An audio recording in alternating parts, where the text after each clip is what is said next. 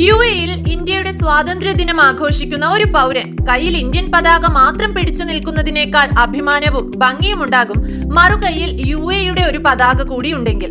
ആ നാട്ടിൽ നിൽക്കുമ്പോൾ അങ്ങനെ വേണമല്ലോ. എങ്കിൽ അത്തരം ഒരു ആശയത്തിലൂടെ വൈറൽ താരമാവുകയാണ് മലയാളി.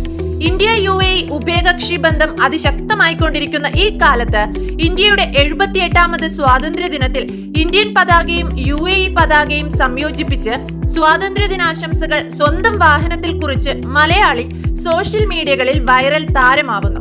ഏറ്റവും വലിയ പ്രത്യേകത ആ വാഹനം ടെസ്ലയുടെ സൈബർ ട്രക്ക് ആണ് എന്നതാണ്. കാസർഗോഡ് സ്വദേശിയായ ഇക്ബാൽ ഹത്ബൂർ ആണ് ആ വൈറൽ താരം. സ്വാതന്ത്ര്യ ദിനത്തിന് യുഎഇയിൽ ഇരുന്നു കൊണ്ട് തന്നെ വേറിട്ട എന്തെങ്കിലും ഒരു സന്ദേശം ലോകത്തിന് കൈമാറണമെന്ന ആശയമാണ് ഈ വൈറൽ വീഡിയോയ്ക്ക് പിന്നിൽ.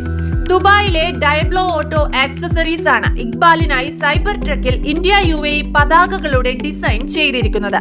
സോഷ്യൽ മീഡിയകളിൽ 13 മില്യൺ ആളുകളാണ് ഈ വീഡിയോ ഇതിനോടകം കണ്ടിരിക്കുന്നത്.